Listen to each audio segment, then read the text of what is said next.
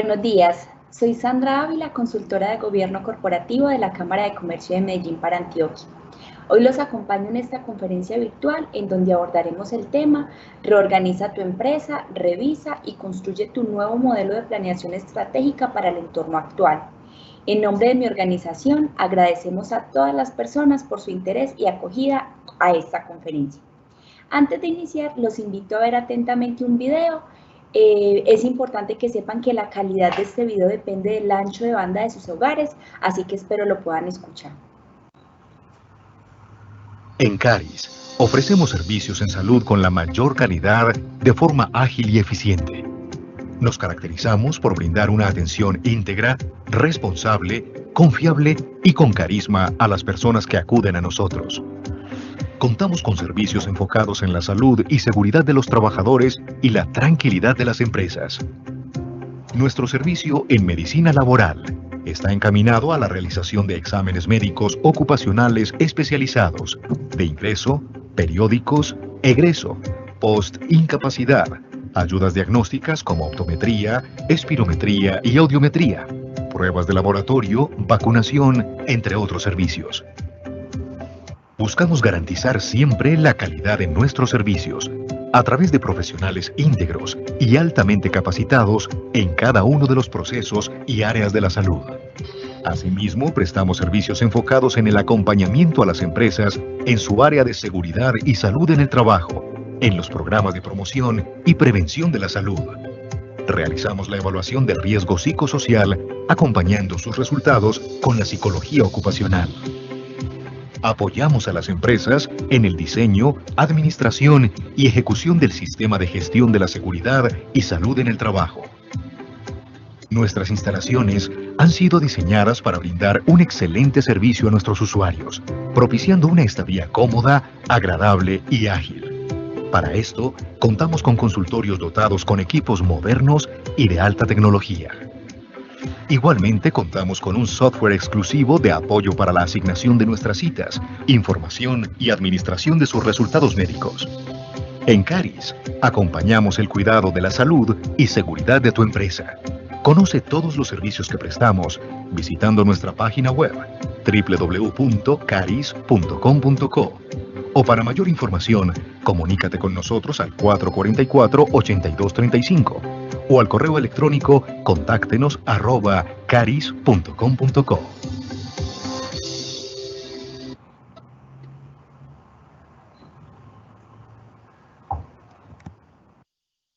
Agradecemos a Complementos Humanos y Caris por apoyar este espacio de formación. La metodología de la conferencia de hoy será la siguiente. Durante el primer bloque, el conferenciante abordará la temática y contaremos con un segundo bloque para responder las preguntas que tengan al respecto. Así que desde ya los invito a que utilicen el módulo que hemos indicado para ello, dejando sus preguntas.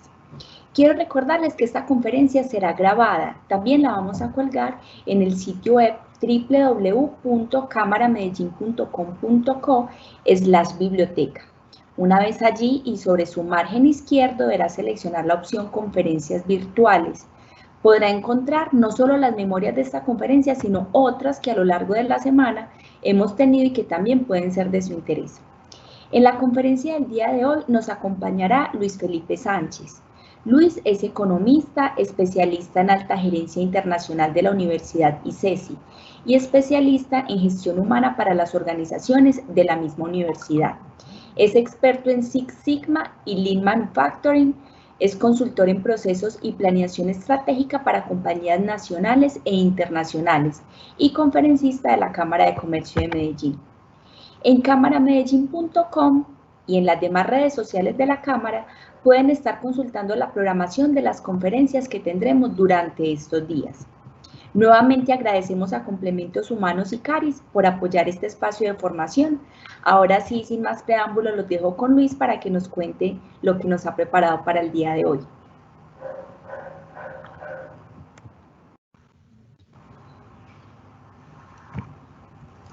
Gracias, Sandra. Buenos días para todos, bienvenidos. Ante todo, quería confirmar, Sandra, ahí están viendo la presentación. Estamos viendo la presentación, Luis, y te estamos escuchando muy bien. Bueno, muy bien, nuevamente bienvenidos para todos. Es un gusto para mí que me hayan invitado para la cámara y a ustedes contarles historias que vienen teniendo muy buen éxito en medio de la situación y cómo estas historias son de compañías incluso cercanas a nosotros, porque podemos encontrar muy buenas historias a nivel mundial, pero cuando esas historias las hacemos cercanas, las hacemos familiares, creo que nos inspiran y nos motivan también a encontrar mejores nortes para nuestras organizaciones. Entonces, quiero contarles cómo arrancó esta historia. Hoy en día vivimos en un mundo atiborrado de información. Estamos avasallados por noticias, tenemos todo sobredocumentado, hay expertos de todo tipo, pero esas noticias empezaron tal vez entre diciembre y enero, cuando empezamos a ver que en China había una enfermedad que empezaba a expandirse por distintas regiones y la gente empezó a enfermar. Y ese enfermo se agravó y empezó a agravar a ciertos grupos de poblaciones, a los mayores especialmente, y se pronunció la Organización Mundial de la Salud y dijo, esto es una pandemia en algún momento. Primero dijo que era una epidemia, antes había dicho que era una enfermedad contagiosa que había que pararle bolas, pero declaró la pandemia y el mundo empieza a ponerle cuidado a la enfermedad. En China se hace cada vez más difícil el manejo de la enfermedad y empezamos a ver imágenes como si el enemigo fuera el COVID y entonces empezamos a tratarlo como si estuviéramos en una guerra. Empezamos a aislarnos, pero siempre surgen, y eso es parte de nuestra humanidad, historias de esperanza, de fuerza, de valor, y a pesar de las dificultades no perdemos ese optimismo y esa alegría, pero la cosa no fue tan fácil porque de un momento a otro empezó a expandirse al resto del mundo y empezó por Europa. Llegó a Italia aparentemente primero, empezaron a existir enfermos, incredulidad al principio, después empezó a agravarse un poco más hasta que colapsó toda Europa. Y lo veíamos venir, pero no sentimos que esto fuera más cercano a nosotros cuando llega a América, entrando por Norteamérica, y empezamos a ver cómo esa guerra económica que veníamos viviendo de tiempo atrás, meses atrás, tal vez un par de años entre los Estados Unidos y China, cobra más fuerza a raíz de la expansión de la pandemia. Llega a Latinoamérica como lo esperábamos y era inevitable, era cuestión solamente de tiempo y saber en qué momento la enfermedad iba a llegar a nuestro país. Y entonces empezamos a sentir que esto era una realidad para nosotros, en la que no solamente temas de salud fueron nuestra principal preocupación, sino que en paralelo con lo que pasaba en el mundo, empezamos a ver cómo la enfermedad, más allá de las muertes, los contagios y las cuarentenas y nuestros cambios de estilo de vida temporal por la situación, empieza a tener efectos sobre la economía.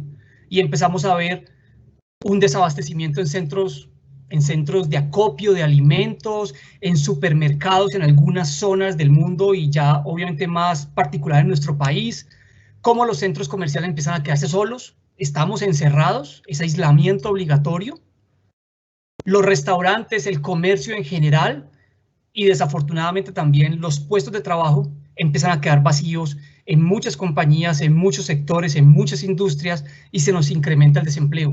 Y tras el desempleo vienen indicadores que empiezan a golpear y que empiezan a reflejar el estado de la economía. Y esos indicadores son a lo largo de todo el mundo, en idiomas que no entendemos, pero vemos muchos rojos, pero también en idiomas que podemos entender y vemos cómo la economía norteamericana, cómo las bolsas empiezan a caer y en cualquier lugar del mundo la economía empieza a dar signos de resentimiento. Y llega el que no queríamos que llegara, el indicador, porque muchas veces golpea a muchas compañías, pero para los ciudadanos y para el común de la economía, muchas veces, a menos que mi empresa cotice en bolsa, esos indicadores los vemos lejanos y no siempre golpean directamente nuestras operaciones, nuestra economía, nuestros negocios. Pero a nivel mundial, este es un indicador de orden global, pero refleja muy bien lo que pasa también en Colombia. El comercio empezó a golpearse. Un aislamiento generalizado en el mundo indudablemente tenía que terminar en un colapso del comercio. Y el colapso del comercio pues trae como consecuencia lógica un colapso en la industria que no requiere producir las mismas cantidades para un comercio que no está vendiéndolas. Y vemos cómo entonces entramos en recesión. Y esa recesión que la vemos también en el mundo, también en Colombia, y estos son los últimos datos publicados por el DANE, donde vemos un primer trimestre del 2020, el último trimestre de la serie, donde ya se golpea, y a excepción de un primer trimestre en el 2017, es el más golpeado y el crecimiento más pobre de los últimos 5 años. Pero no solamente es un tema de producción, lo vemos en los distintos indicadores económicos. La variación de abril del IPC fue del 0,16, que en una economía en crecimiento sería muy positivo, pero en una economía en recesión lo que muestra es el impacto de no tener tanta demanda. También lo vemos en el desempleo, al no haber demanda, al estar los comercios cerrados, las fábricas produciendo menos, las compañías empiezan a ajustar sus costos para preservar su caja, y uno de sus costos más importantes y fijos, desafortunadamente, es la nómina. Y vemos como en el último periodo la tasa de desocupación ya subió a un nivel del 12.6, siendo esta un indicador o un resultado no visto desde el 2005. Todo eso muestra la magnitud, pero no estoy contando nada nuevo, estoy contando simplemente lo que ya todos conocemos. La producción real, las ventas, el comercio internacional en Colombia, una balanza comercial que se desequilibre aún más, pero todo esto que nos llevó, que también no es nuevo y es parte de, como dicen, la nueva realidad, empiezan los economistas ya no solamente a hablar de los indicadores de la bolsa, de los mercados, sino que llevan esta información a los análisis macroeconómicos, qué está pasando en cada país, qué está pasando en España. En el caso nuestro, los economistas empezamos a conversar qué está pasando en Colombia, pero también empezamos a conversar de microeconomía y empezamos a hablar de qué sectores y qué industrias están golpeando o incluso con riesgo de desaparecer. Y se empieza a hacer conversaciones generalizadas que nos llenan de temores, nos llenan de preocupaciones, y allí es donde surgen otros personajes que en épocas de crisis salen, y aquí también lo vimos, y son quienes nos ayudan a pensar qué va a pasar en los negocios. Y empezamos a escuchar historias de los negocios del futuro y cómo las plataformas de comunicación y cómo las tecnologías basadas en asuntos digitales es lo que deberíamos incursionar, y con esto algunos negocios ven revitalizados sus números, como los videojuegos o la industria de contenidos, pero también empiezan a surgir negocios de oportunidad. Y de un momento a otro, muchas personas quieren producir tapabocas. Son negocios de oportunidad por la coyuntura, y ante el desempleo o ante la parada de las máquinas, las empresas y las personas empiezan a pensar en paralelo cómo aprovechar esas capacidades, cómo generar nuevos ingresos, y es cuando empiezan a surgir estos negocios de oportunidad apalancados en negocios que si no ven afectados sus operaciones, como los domicilios bajo plataformas digitales.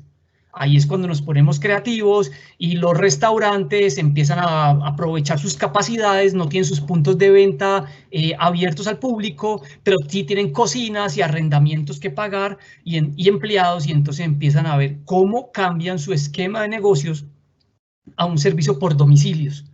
Otras, ya personas naturales, empezamos a sacar esa creatividad culinaria y empezamos a desempolvar recetas y a encontrar mediante redes sociales o WhatsApp cómo podemos generar alguna fuente de ingresos, pero todo eso son negocios de oportunidad.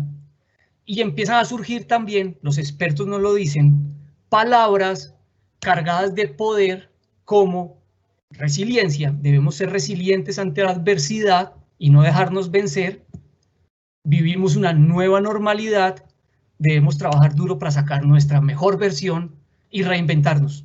Pero esas son palabras que tienen mucho poder, pero que cuando las repetimos constantemente y no entendemos nuestra propia realidad y no sabemos qué hacer con esas palabras, nos agobian, nos causan un efecto contrario, y en lugar de motivarnos, nos pueden congestionar más, cuando no sabemos cómo reinventarnos. Y hace poco en un debate en Caracol Radio entrevistaban a varios restauranteros grandes del país y ellos decían, nos piden que nos reinventemos. Pero ¿qué es reinventarnos cuando tenemos que pagar la nómina mañana? Cuando tenemos 400 empleados, cuando las ventas se nos cayeron un 80% y los domicilios eran un 20%, y por más que cambiemos, mientras cambiamos y nos ajustamos a pasar de un modelo de venta con punto directo a domicilio, no vamos a tener tiempo y nos podemos quebrar. Entonces son palabras, vuelvo y digo, llenos de poder, pero que si no las pensamos y no trabajamos en cómo ser resilientes, no solamente en que debemos sacar una mejor versión, sino cómo la obtenemos. No solamente saber que debemos reinventarnos, sino cómo reinventarnos, y ya, pues realmente esas palabras no van a pasar de ser un buen cliché. Y de eso se trata, digamos, el tema de la conferencia. Porque para mí, yo les decía al principio, es un gusto contarles historias.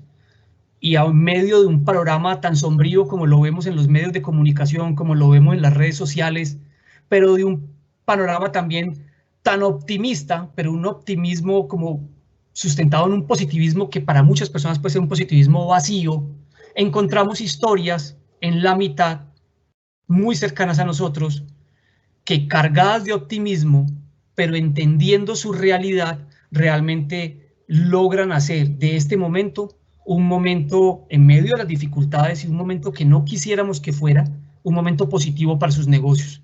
High Class es una empresa de tecnología, de domótica en el país, que en los últimos años venía haciendo un esfuerzo por vivir en constante reinvención. A propósito de la palabra reinventarse, ellos no esperaron la pandemia para reinventarse, era parte del ADN que han querido incorporar en su cultura. Y así fue como incursionaron en negocios de energía solar, en negocios de diseño, sin abandonar su negocio de origen, el negocio que incubaron como compañía, que fue la domótica. Una domótica dedicada a áreas de entretenimiento, a casas inteligentes, es un negocio de domótica para viviendas, o un negocio de domótica para optimizar espacios de trabajo en las empresas, para los negocios, para las salas. Y a eso se dedicó al principio. Pero a raíz de esa situación, se dedicó a pensar esa palabra reinventarse, cómo podía seguir siendo parte de su ADN, pero en medio de una situación tan coyuntural y tan caótica como la que estamos viviendo por el coronavirus. Y encontró oportunidades. Empezó a pensar en que podría juntar esa domótica, que por un lado era un negocio para casas y por otro lado un negocio para empresas, cómo esos hábitos de trabajo de muchos empleados cambiaron y hoy en día estamos trabajando desde nuestras casas. Y al trabajar desde nuestras casas necesitamos tener ambientes laborales, empezando por los recursos tecnológicos. Y es así como esta empresa, con sus clientes, han diseñado productos y han incorporado productos a su portafolio de domótica para hacer negocios desde su casa. Esa es una historia increíble de aprovechar una oportunidad y realmente reinventarse y sacar su mejor versión, pero sabiendo cómo, no quedándose solamente en el cliché. Y eso es ver de una crisis cómo capitalizar una oportunidad. Y eso es lo importante de las historias. Yo estoy contando estas historias porque estas empresas, esto no fue fortuito. Muchos negocios, como les decía ahora, están cambiando sus modelos. Muchas personas sin empleo están ocupándose en negocios de oportunidad. Y los negocios de oportunidad son una fuente importante de generación de ingresos en el corto plazo. ¿Hasta cuándo? Hasta que se sature el mercado. Entonces son negocios de momento, pero no necesariamente son negocios que vayan a perdurar. Algunos perdurarán, pero no todos. Entonces es muy importante entender que las oportunidades capitalizan la crisis, pero esa crisis hay que gestionarla y esas oportunidades capitalizarlas con planeación para que no se nos queden como buenas intenciones o que nos suplan necesidades de hoy sin saber qué va a pasar mañana. Entonces, Lo primero es gestionar la crisis, indudablemente. Estamos teniendo un problema de flujo de caja, estamos teniendo problemas de flujo de caja porque no hay demanda, debemos gestionar nuestra estructura de costos, debemos refinanciar nuestra deuda, debemos renegociar condiciones con proveedores. Todo eso es parte de la gestión de crisis que con toda seguridad ustedes en sus compañías han venido manejando y seguramente, espero, manejando muy bien. Pero la gestión de crisis al final tiene un propósito y es la supervivencia. ¿Cómo logramos enfrentar la pandemia y no morir en ella? ¿Cómo no cerrar las puertas de nuestro negocio definitivamente? ¿Cómo después de una cuarentena volvemos a abrir con una reactivación permitida? Pero también decíamos que hay que gestionar la estrategia. Las oportunidades hay que planearlas para que no sean solamente oportunidades que me generen ingresos hoy, sino cómo hago para incorporar esas oportunidades a mi estrategia. Ya estoy pensando como compañía. Ya no solamente estoy pensando como persona natural, sino como una sociedad jurídica que tiene una responsabilidad social importante. Debemos gestionar la estrategia y muchas veces no es fácil porque estamos agobiados por el día a día nos consume.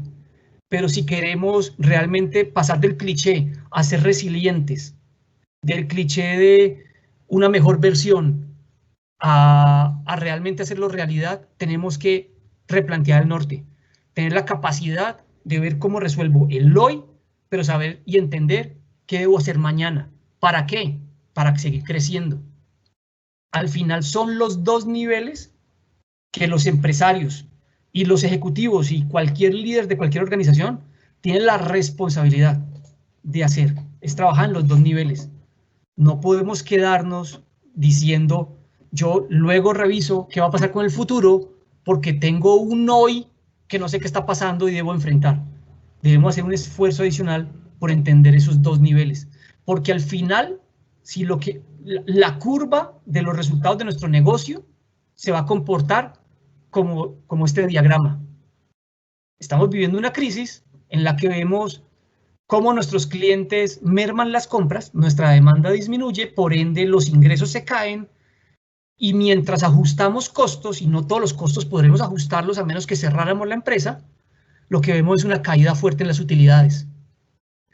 Pero nos podemos quedar en esa dinámica solamente de sobrevivir, entonces nos quedamos en la curva descendente o nos quedamos en la parte inferior de la curva porque solo gestionamos la crisis y eso nos permitió, en el mejor de los casos, sobrevivirla. Y entonces nos quedaremos allí.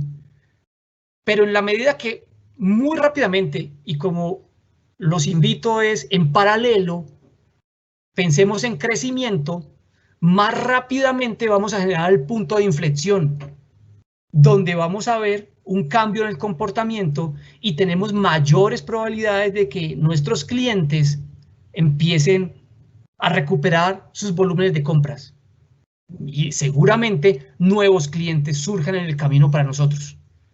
Cuando eso suceda, veremos mejorar nuestra demanda y como consecuencia crecerán nuestros ingresos, y como ya tenemos la disciplina de gestionar con eficiencia los costos, nuestra utilidad podría ser mejor que la que teníamos antes. Pero si queremos ver esta curva y hacer que se acelere rápidamente, esto es con planeación, y por eso hablamos de planear la estrategia. Las compañías grandes, para evitar el agobio de la crisis y pensar en paralelo en crecimiento, tienen dos equipos pensando en dos niveles. Y una persona puede estar en los dos equipos, pero puede haber personas que solamente por sus competencias estén en uno de los dos equipos. Y por eso hablamos de un equipo que gestiona la crisis y por aparte un equipo que gestiona la estrategia. Los pequeños y medianos no tenemos ese beneficio de tener estructuras tan grandes y un músculo que aguante para tener dos equipos en simultáneo. A las pymes tenemos un reto mayor. Las pymes debemos pensar los mismos en sobrevivir a la crisis y los mismos en cómo plantear estrategias de crecimiento. Y ahí entramos un poco más en materia. ¿Cuál es el modelo para planear la estrategia? Y ahí nos apropiamos del concepto de estrategia. Y ese concepto no ha cambiado por la pandemia.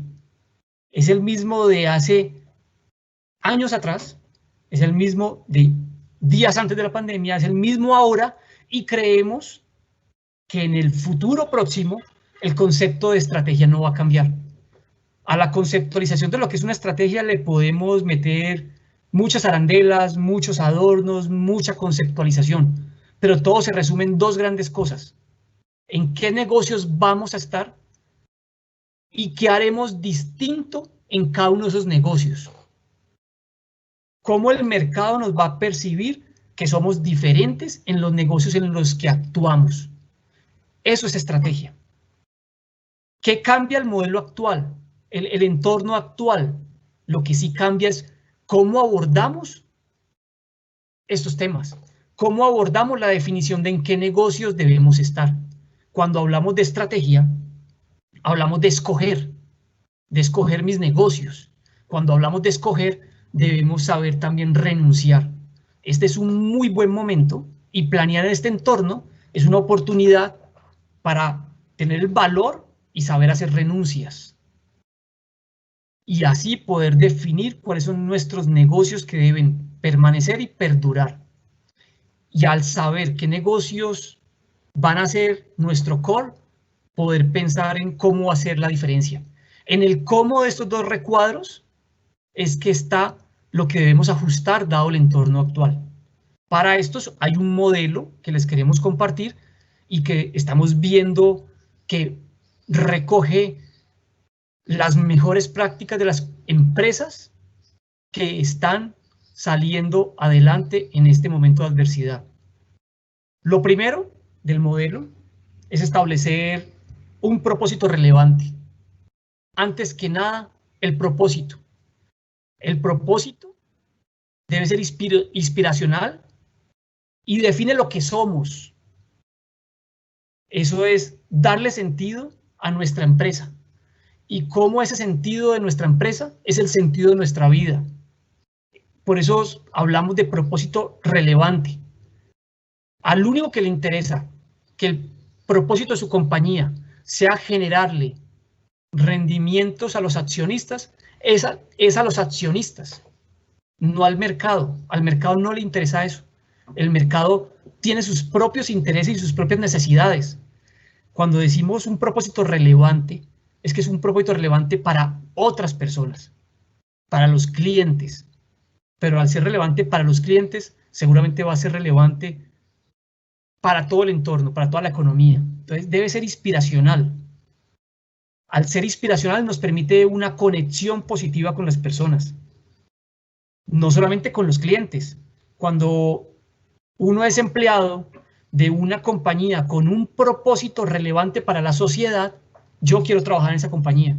Si me identifico y me conecto con ese propósito. Si siento que ese propósito coincide con mi propósito de vida, yo quiero trabajar allí. Y yo quiero darla toda. No solamente los empleados y los clientes. Eso nos permite una conexión fuerte y positiva con proveedores, con las comunidades, con el gobierno, con los mismos accionistas que van a querer cada vez más meter la ficha y comprometerse con la administración de la empresa a crecer manejando la crisis y planeando el futuro. Darle sentido a la empresa a través de un propósito permite esa conexión. Este es un ejemplo de propósito. Ayudar a las mujeres en todas partes a desarrollar una relación positiva con su apariencia y ayudándoles a elevar su autoestima.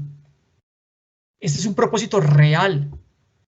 Y miren la definición. Ayudar a las mujeres. Tiene una conexión directa con alguien, con una comunidad. En todas partes. Es poderoso. Esto seguramente es el propósito de una compañía global, ¿sí? Y que se preocupa por la apariencia de esas mujeres. Este es el propósito de Dove. Y Dove es una marca de Unilever y es uno de los negocios dorados de esta empresa. Es una de las estrellas, de las joyas de esta empresa. Y tiene un propósito a través del cual se conecta con muchas personas. Un propósito también nos permite ampliar la caja de herramientas. ¿A qué nos referimos con esto? Voy a apoyarme en este propósito que es real. hacer feliz a la gente. Cambio de tercio. Si mi propósito fuera, como negocio, hacer feliz a la gente a través de espacios de baile, como discotecas, esa es una manera de hacer feliz a la gente, pero estoy enmarcándolo en discotecas. Y si yo tuviera una discoteca hoy en día, tal vez no la estaría pasando tan bien. Las discotecas están cerradas. Seguramente es lo último que vaya a reactivarse. Son negocios de aglomeraciones, de espacios cerrados. Las exigencias en bioseguridad van a ser muy altas. Y si yo declaro que mi propósito es hacer feliz a la gente mediante espacios de baile, limito mis posibilidades de ser feliz a la gente. Por eso hablamos que el propósito bien pensado es ampliar mi caja de herramientas. Este propósito es el propósito de Disney. Y Disney es un caso típico de universidad. Lo que pasa es que lo traigo no por la historia de Walt Disney y su capacidad de superación y desde que vendía lavadoras hasta que creó lo que tiene como fundador, sino que lo quiero asociar con el sentido que da una compañía tener un propósito de estos. Hacer feliz a la gente para Disney en sus inicios fue hacer cómics. Y a través de los cómics hacía feliz a la gente. Pero con un propósito como estos, yo tengo un mundo de posibilidades de desarrollar mi negocio. Hoy en día Walt Disney es todo esto. Parques, hoteles, cruceros, televisión, cine. Entonces, eso es un poder importante para el propósito. Cuando llego a mi propósito de hacer feliz a la gente, cualquier forma de hacer feliz a la gente puede ser una oportunidad de negocio para mi empresa. Eso me amplía las posibilidades.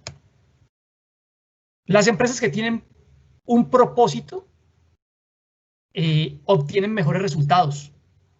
Este es un estudio muy reciente, antes de pandemia, pero de octubre, hace 6-7 meses. En octubre del 2019, Deloitte, se los quiero compartir, hizo un estudio de cómo se comportaban en algunos indicadores empresas con propósito y empresas sin propósito.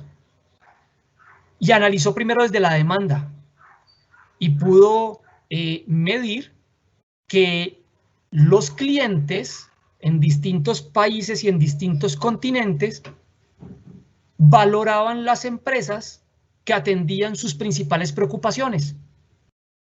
Por ejemplo, cómo atienden las empresas a sus clientes, es algo que a los empleados, perdón, cómo atienden a sus empleados, y todos esos temas asociados a reputación son importantes para los clientes en algún momento tomar decisiones. Al igual que el cuidado del medio ambiente y su responsabilidad con las comunidades, y eso es lo que nos cuenta el gráfico del lado izquierdo. También de ese estudio, al lado derecho, hace un comparativo y nos muestra cómo compañías con propósitos, con un propósito relevante, tienen un nivel de innovación un 30% más alto que las compañías que no tienen un propósito. Y asimismo, tienen un 40% más de retención de talento que las compañías que no tienen un propósito. Entonces, darle un propósito a la empresa no solamente tiene sentido por lo anterior, sino porque tiene una relación directa con los resultados de mercado y con los resultados financieros de los negocios. No puede ser cualquier propósito. El propósito debe ser poderosamente diferenciadora, pero sobre todo auténtico. El mercado reconoce fácilmente hoy cuando un propósito es diseñado solo con una intención comercial y no se vive, no se vibra, no es parte del ADN. Y cuando el mercado reconoce que el propósito es mentiroso, lo cobra muy fuerte. Y con las redes sociales hoy en día, ese cobro es muy rápido y muy viral, tan viral como el coronavirus. Entonces, importante pensar en el propósito y cómo ese propósito sale de nuestra esencia como empresarios o nuestra esencia como compañía, y que sea diferente. Un caso de eso es Mats, no es una marca muy conocida por estos lados. Es una empresa que produce hamburguesas, es una cadena de restaurantes de comida rápida sueca que decidió darle sentido a su negocio, un sentido más allá de unos números financieros, y creó una estrategia para ellos como compañía tener un impacto positivo sobre el medio ambiente.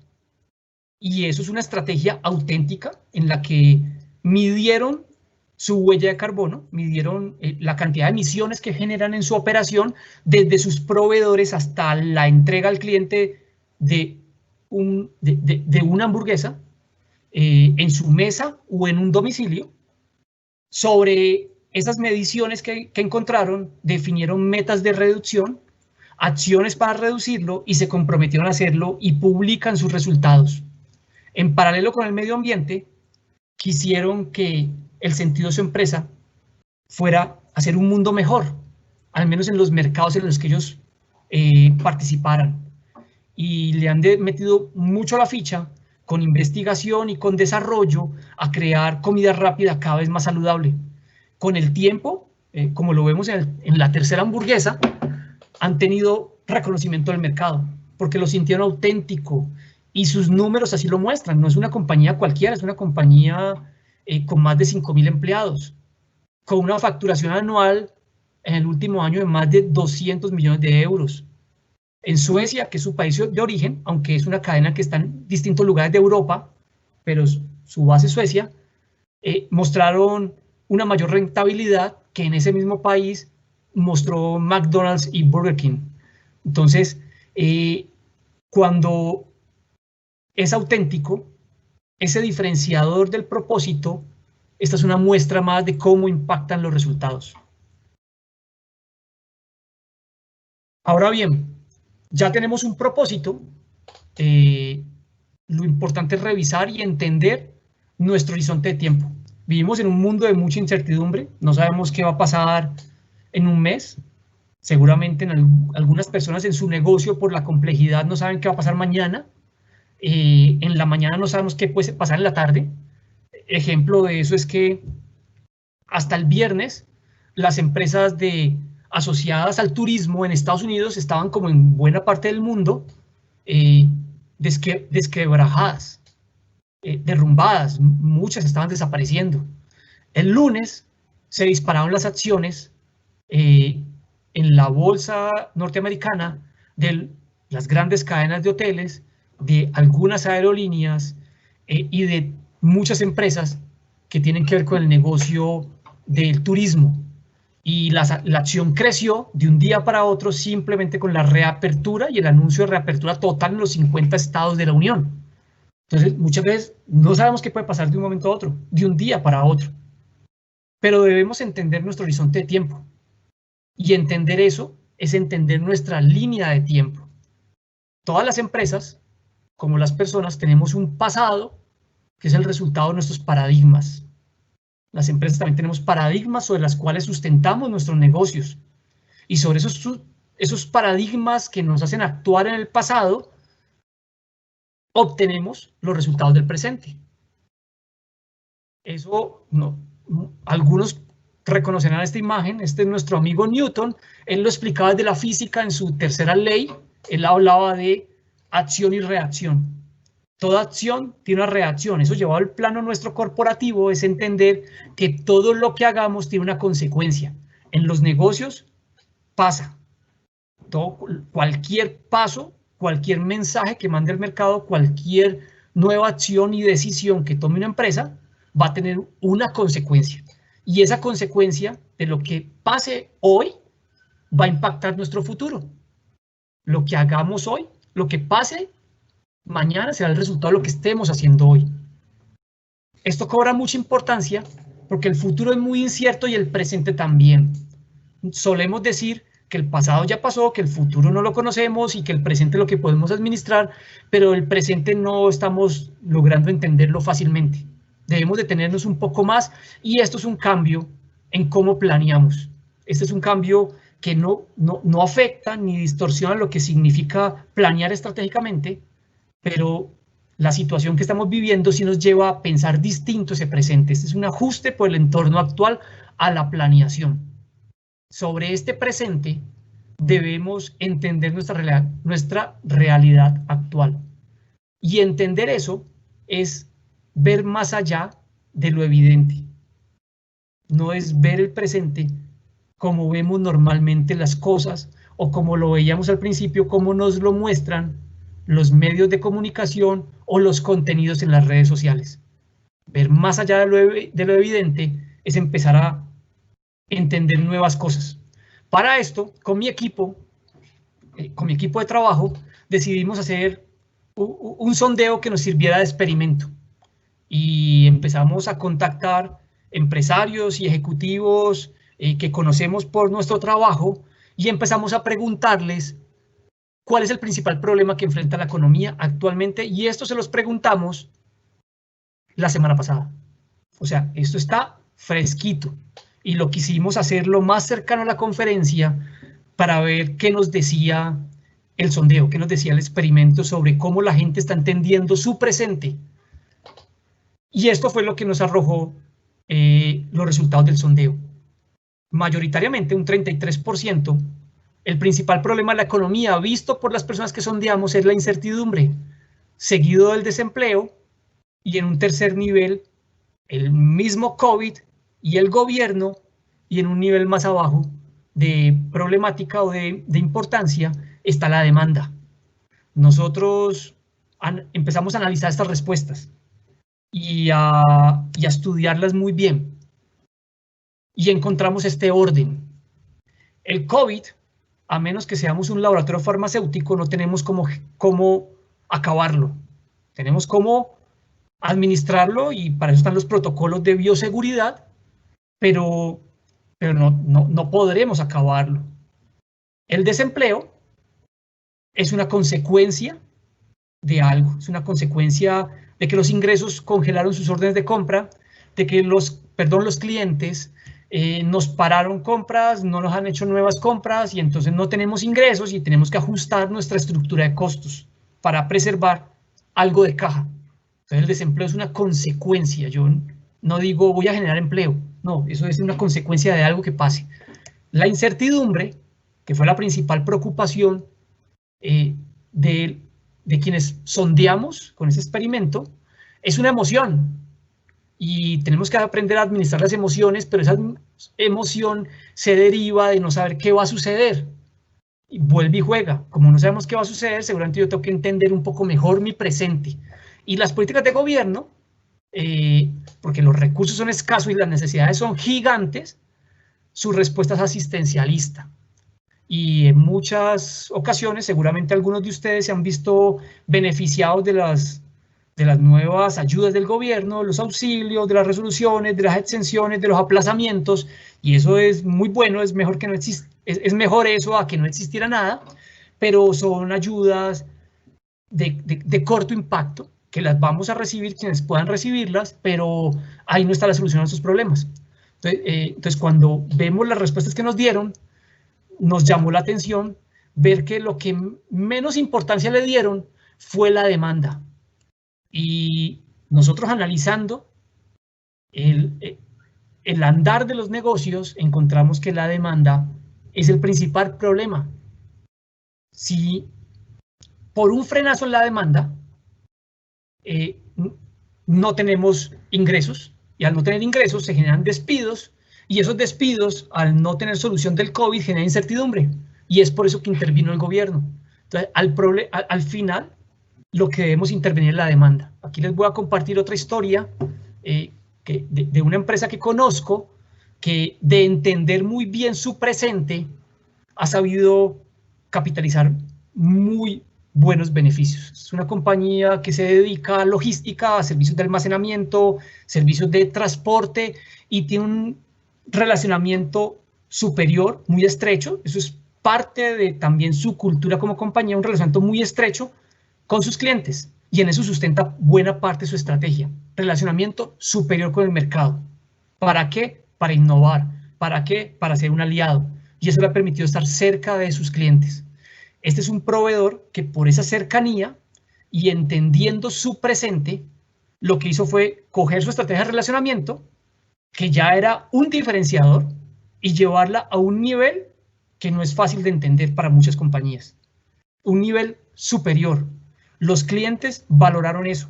Valoraron una empresa que no solamente es un proveedor preocupado porque su cliente le pague rápido para asegurar su caja, sino que es un proveedor que le duele lo que le duele a su cliente. Y llegó con soluciones a decirle, yo estoy aquí, ¿en qué puedo yo contribuirle a que su demanda no pare, a que su cadena de suministro no se frene? Cuente conmigo, y logró ajustar sus modelos a darle una respuesta a sus clientes. No, o sea, se preocupó por sí mismo, obviamente como todos debemos hacerlo, pero se preocupó fuertemente por los problemas de sus clientes. Eso le ha permitido la fidelidad de ellos, y ellos han querido trabajar más con esta compañía. Es así como en abril de este año, el crecimiento de sus ingresos fue del 51% contra el mismo abril del año pasado sin COVID. Eso es una cosa que es aterradoramente positiva. En el trimestre, en el primer cuatrimestre, su crecimiento fue del 37%. Y si ustedes ven un cuatrimestre del 37%, con un abril creciendo del 51%, lo que muestra es que su ritmo de crecimiento se ha acelerado en medio de la pandemia. Esta es una historia que les quiero compartir porque en medio de todos ver un frenazo en la demanda y ver números que cada vez se ponen más rojo, encontramos compañías como esta que adaptaron su estrategia a entender su presente y el presente de sus clientes y están capitalizando beneficios con un propósito auténtico que le da sentido a sus negocios. Otro ejemplo es otro caso más pequeño que lo conozco porque soy cliente de ellos y le tengo mucho cariño a esta marca. Como todos los sectores de alimentos, de restaurantes, de cafés, de reposterías, Valentina tuvo que cerrar, pero ellos conocían muy bien su presente y conocían su presente y el de sus clientes. Crearon un club de la empatía, y a través del club de la empatía, con un propósito claramente definido, empezaron a ofrecer parte de sus servicios, no solamente comidas a domicilios, sino que empezaron a vender recetas. Y le dijeron a los clientes, como yo, vincúlese con nosotros al Club de la Empatía, a cambio le compartimos parte de las recetas y lo guiamos en el proceso para que usted prepare lo que disfruta en nuestros puntos de ventas ahora que estamos cerrados. Y eso le ha permitido a Valentina tener 2 meses cerrado el negocio. Ya abrieron, pero estaba cerrado el negocio, y en esos 2 meses poder cubrir sus costos fijos, su nómina, porque además de entender su presente y estar cercanos con sus clientes, tiene un propósito que genera una conexión muy fuerte con sus clientes y con sus empleados. Y eso hace que uno como cliente se interese por el bienestar de los empleados de este negocio. Y muchos nos vinculamos al Club de la Empatía.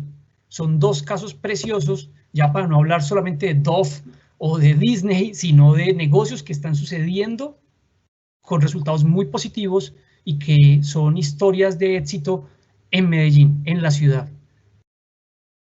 Entender nuestra realidad, entonces, decíamos, es ver más allá de lo evidente, pero no es ver esto. No es atiborrarnos de datos, no es cargarnos, no es hacer lo que los medios de comunicación quieren hacer con nosotros, midiendo por medir. Hay una frase muy popular que dice que el exceso de análisis genera parálisis, y ya estamos en parálisis económica, no le metamos otra parálisis por los números. Entonces, no es medir esto, no es medir cualquier cosa. Debemos antes cuestionar los datos y los análisis históricos, porque este es un frenazo que rompe buena parte de la historia de los negocios y rompe la economía, y entonces seguramente no podemos proyectar datos, no podemos analizar bajo la misma lupa los datos históricos, porque esto está cambiando y puede que dentro de algún tiempo para muchas empresas esto vuelva a ser como antes, ¿sí? Ya uno ve cada vez más gente en la calle, algunos con cuidado, otros sin cuidado, ve empresas otra vez trabajando como estaban acostumbrados a trabajar, y puede que eso pase en muchos negocios, pero en otros negocios indudablemente el presente cambió y el futuro, pues, por ende, será distinto. Retemos y dudemos de los datos históricos, no los desvirtuemos, solamente miremoslos bajo una nueva realidad. Los datos públicos no deben ser nuestra base de análisis. Los datos públicos son muy genéricos. Hay algunos sectoriales, los gremios, algunos grupos especializados, algunas firmas están haciendo análisis, nosotros lo hemos hecho también, algunos análisis para ciertos sectores. Siguen siendo genéricos, se acercan a nuestra realidad si soy de ese sector analizado, pero no es lo mismo un restaurante de un punto de venta a un restaurante con 30 puntos de ventas. Entonces, así hayan análisis sectoriales para el negocio de comidas y restaurantes, para dos empresas distintas, puede que el análisis no aplique igual en todos los aspectos. Entonces, nuestras decisiones no deben estar basadas solamente en datos públicos. Eso nos exige construir datos propios, pero esos datos propios ya no son, como lo veíamos en la imagen anterior, cualquier dato. Debemos afinar un poco más el ojo y entender cuáles son las variables críticas de nuestro negocio, las variables críticas de nuestros procesos, de nuestra relación con los clientes, de nuestro abastecimiento, pero las variables críticas bajo esta nueva realidad es que no tenemos mucho tiempo, no podemos perderlo. Necesitamos no correr como locos sin sentidos, pero sí necesitamos tener un alto sentido de urgencia, pero pensar muy bien, tener esa capacidad, como lo decíamos ahora, de gestionar la crisis y de planear. Eso es también andar muy rápido, pero no como loco. Tenemos que mantener el enfoque, lo que queremos medir y construir nuestros propios datos. Para eso, no solamente necesitamos tener métricas, sino conversar, conversar y conversar. ¿Conversar con quién? Con la gente en la calle, con los clientes, con los que nunca han sido clientes nuestros, con los proveedores, con los empleados. Entender la realidad más allá de lo evidente es incorporar a los análisis a personas que no hemos incorporado a nuestros equipos de planeación anteriormente.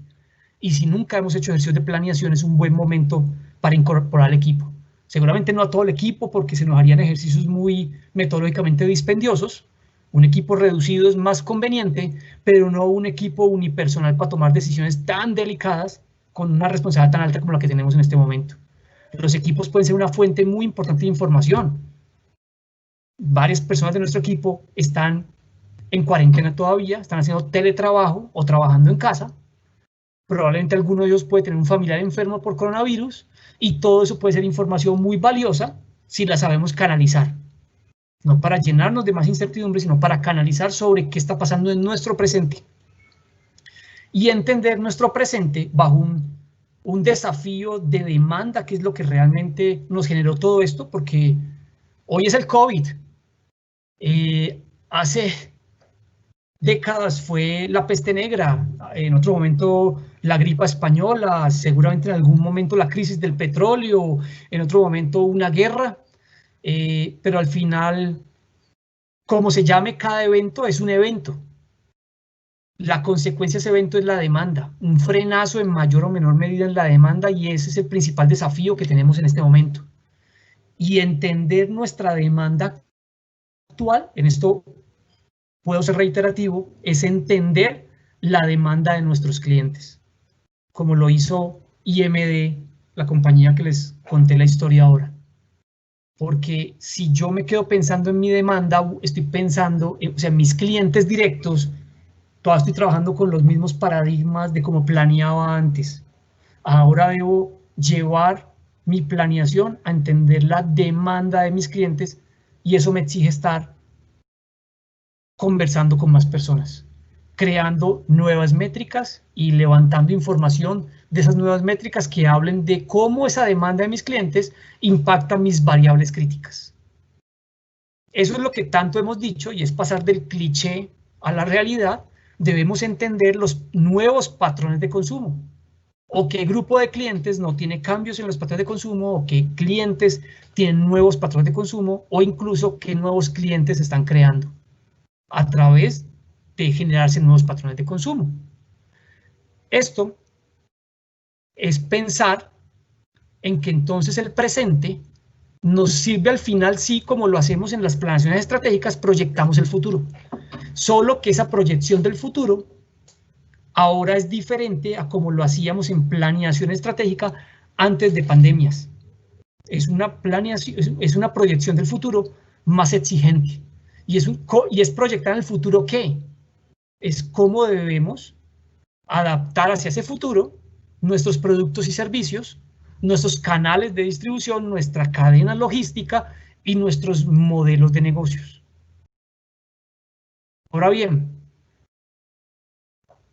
proyectar el futuro depende también de cada realidad. Esto son tips, es un modelo, ya aterrizarlo va a depender de cada sector, de cada compañía. Hay empresas que su futuro está siendo muy en corto. El retail, por ejemplo, están haciendo forecast a 2 días, a 5 días, cuando antes de pandemia lo habitual era hacer forecast seguramente un mes en firme con 2 más de visibilidad, ajustes finos semanales, pero ahora esos tiempos cambian y yo estoy haciendo forecast para la semana con ajustes finos diarios. Y las categorías, como las analizo, las categorías de producto, los SKUs, es distinto también el enfoque. Entonces, ese proyectar el futuro varía de una empresa a otra y varía de un sector a otro. Es parte de entender mi presente, qué me exige de información para retar mi futuro. Pero cuando retamos el futuro estamos hablando del horizonte de tiempo. Esta situación puede que nos haya cogido el COVID-19 con una planeación estratégica que habíamos formulado el año pasado o años anteriores, pero una planeación estratégica que estuviera vigente en su horizonte de tiempo. Aquí yo puse como ejemplo, como si hubiéramos hecho una planeación estratégica del 2019 con un horizonte de tiempo a 4 o 5 años al 2024. Pero esto podría ser 2018 y hacia adelante 2022 o 2030, ya cada vez se ven planeaciones estratégicas de horizonte de tiempo no tan largos, ya se ven horizonte de tiempo antes de pandemia de 5 años, 2 años incluso al recomendado, y empresas de tecnología lo hacían a 6 meses, 1 año, eso también depende mucho, pero ya veníamos en una dinámica donde las planeaciones cada vez acortaban sus horizontes de tiempo. Con la pandemia, nuestra recomendación no es echar al traste el horizonte de planeación que tuviéramos, sino entender esta nueva realidad que el COVID nos trajo, de qué tamaño en el tiempo va a ser su impacto. El impacto del COVID para mi negocio va a ser un impacto que ya llegó para quedarse y los cambios perdurarán, o es un impacto que va a ser temporal mientras la economía se reactiva y de aquí al otro año, más allá de los protocolos de bioseguridad, nuestros negocios seguirán funcionando igual. Debemos entender muy bien eso en el análisis de nuestra realidad actual, porque asimismo vamos a comprometer en nuestra planeación los recursos. Lo que debemos evitar son las tentaciones. Una recomendación que le estamos dando a ustedes y a las personas con las que tenemos la oportunidad de conversar de estos temas es evite la tentación de bajar el listón. Normalmente lo que decimos es, uno puede cambiar las estrategias, ajustar el plan de acción, pero no modifica el objetivo. En la medida de lo posible, mantengamos el objetivo lo más fiel que podamos. Ojalá podamos mantener, porque lo escribimos en algún momento con sangre. Entonces, a raíz del COVID, y sin importar lo que pase con los impactos de la pandemia, no bajemos el listón, como también no movamos el horizonte de tiempo. Entonces, queríamos ser una empresa que vendiera $1 billón en el 2024. A raíz del COVID vamos a mantener ese $1 billón, pero para el 2030, no, eso sería algo que nos haría perder el norte. Debemos mantenernos fiel a ese objetivo. Entonces, ¿qué es lo que deberíamos hacer? Si la idea es no mover nuestros objetivos en el horizonte de plazo definido en la estrategia, ajustarla. Este es un buen momento, así hayamos hecho estrategia y cerrado ciclo de plan estratégico en diciembre. Esto es una situación que no esperábamos, inesperada, y nos obliga a ajustar la estrategia. No el objetivo, sino lo que debemos hacer para lograrlo. Seguramente demandará más esfuerzo, menor esfuerzo, más creatividad, menos creatividad. Eso ya es una realidad individual, pero ajustar la estrategia es lo recomendado. Si fuéramos una compañía que no cuenta con una planeación estratégica, lo recomendable es allí sí hacerla ya, hacer una nueva planeación estratégica. ¿A qué horizonte de tiempo? Es una necesidad individual, depende del grado de incertidumbre que su empresa o su industria tenga generado por la pandemia, y depende de la realidad actual de su negocio. Vuelve y juega, esto no es que todos los restaurantes deban planear entonces a un año su estrategia, no. Seguramente algunos podrán hacerlo diferente porque son dos tipos de restaurantes distintos. Soy de cadena, no soy de nicho, o soy muy grande o soy pequeño. Eso va a cambiar y cada uno tendrá que plantearse un horizonte para su mega, para su objetivo grande, de acuerdo a su propia realidad. Lo que sí no podemos hacer es agrandar los riesgos no planeando nuestro norte. El que no sabe para dónde va, como decimos, cualquier bus le sirve. Y eso es ampliar los riesgos, porque no sabemos dónde van a ser las paradas, los buses que están saliendo hoy. Entonces, no podemos permitirnos no planear. Hasta ahora tenemos definido nuestro propósito y un horizonte de tiempo. Lo que sigue es definir el pool de negocios entonces, porque lo que decíamos ahora, planear es definir en qué negocios vamos a estar. Y aquí hay una pregunta que nosotros recomendamos normalmente a las personas con las que trabajamos estos temas, es una invitación para que ustedes se la hagan. Si quieren destruir su negocio, ¿cómo lo harían? Piensen un rato en eso. Yo sé que tenemos muchas cosas en qué pensar y en cómo antes reconstruir nuestro negocio. Pero cuando ustedes piensan en cómo destruir su negocio, eso es una pregunta que mentalmente nos cambia fuertemente el chip y nos hace de pronto ver un poco más claro el camino que debemos recorrer con nuestra planeación. Una manera de destruir el negocio, hay muchas maneras para destruir negocios, ustedes lo identificarán para el suyo, pero una es seguir haciendo siempre lo mismo.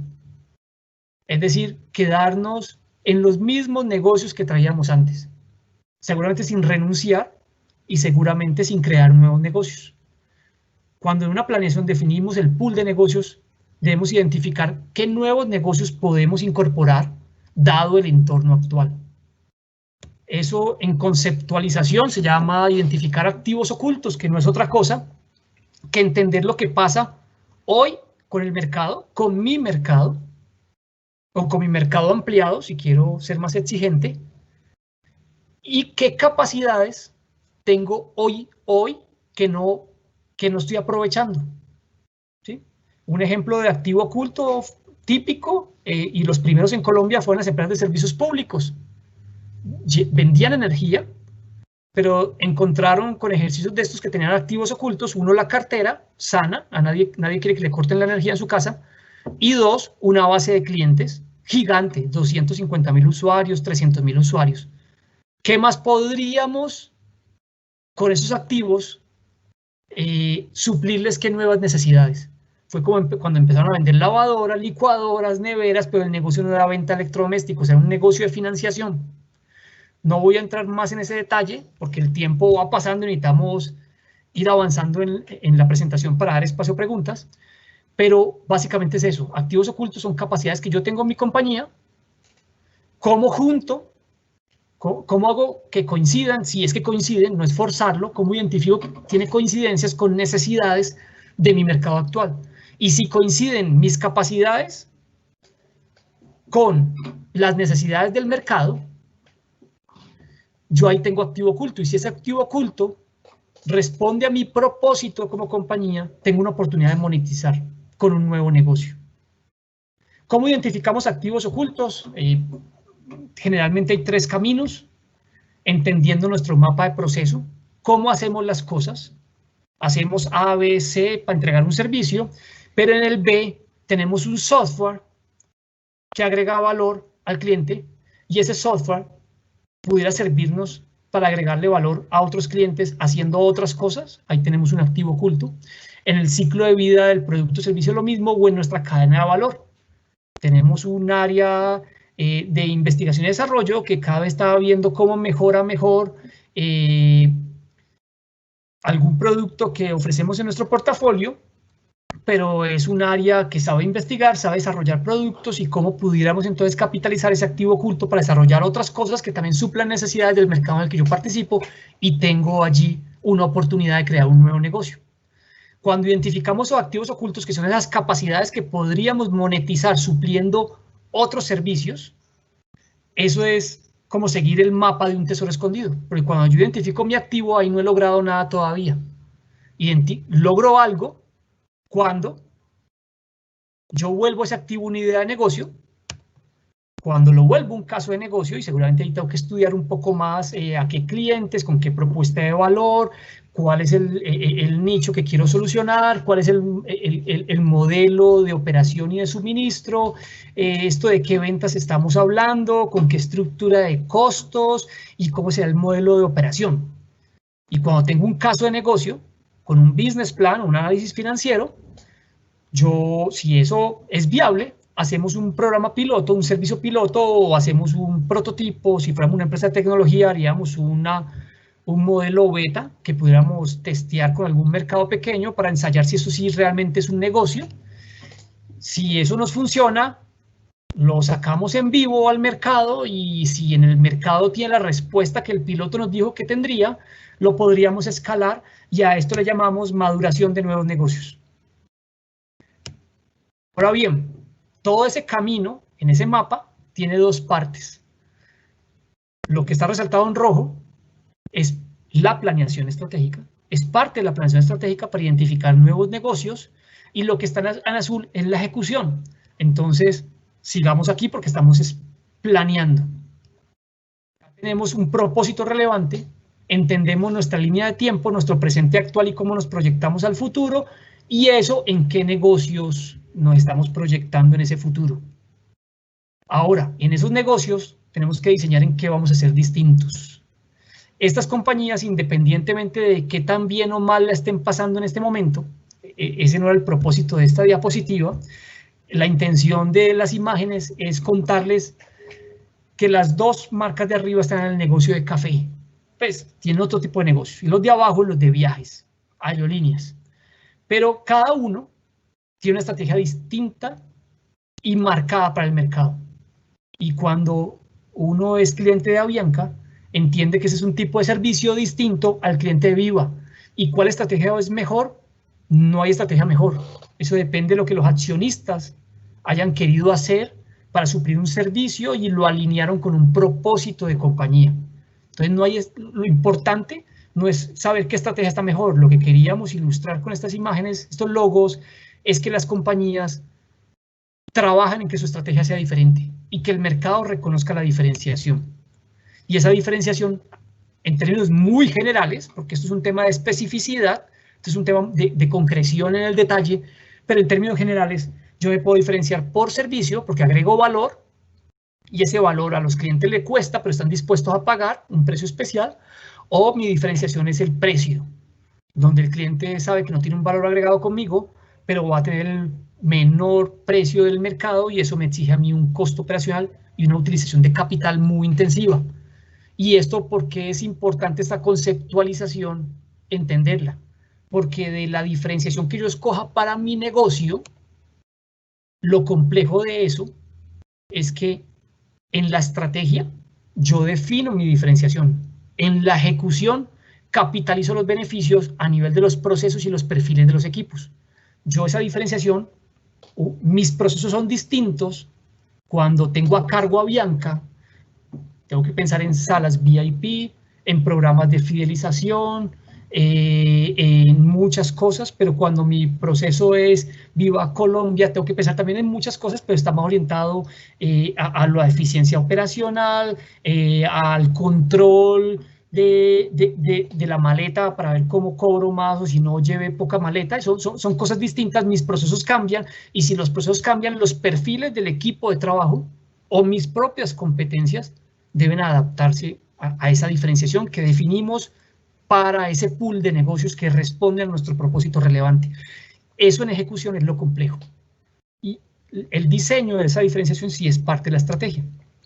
Una vez tenemos lo anterior claro, fijamos objetivos, vuelve y juega nuestro horizonte de tiempo, Definimos objetivos que se derivan de una mega, ese propósito grande que responde, ese objetivo grande, perdón, que responde a nuestro propósito y que es inspiracional y que es retador.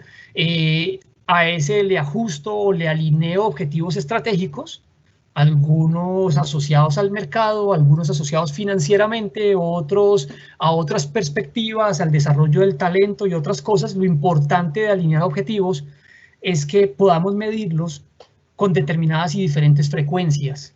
Hoy en día, esto es algo que nos cambia también. Muchas compañías lo hacían por su propia naturaleza, pero yo creo que ya a muchos, por no decir la mayoría de los negocios, estamos obligados a que nuestros objetivos sean medidos minuto a minuto. No podemos darnos el lujo de plantear objetivos y esperar una reunión de trimestre o un comité mensual para saber cómo vamos en nuestra estrategia. Debemos medir esto minuto a minuto. Los objetivos deben considerar el valor compartido, el valor que como compañía desde nuestro propósito le entregamos a la sociedad y cómo esos objetivos miden nuestro impacto económico, ambiental y social, porque de esta pandemia también algo debimos haber aprendido, y es que la economía ha golpeado, y eso no lo voy a sobrediagnosticar, hemos visto los animales, hemos visto la naturaleza cómo nos agradece, eso debemos aprenderlo, y si lo aprendemos y lo incorporamos a los negocios, los consumidores lo vamos a agradecer. Objetivos que incluyan la colaboración. Las estrategias, esto es un cambio también de conceptualización en la planeación, las estrategias se han basado, los distintos modelos de planear, en la competencia, en ser mejor que la competencia.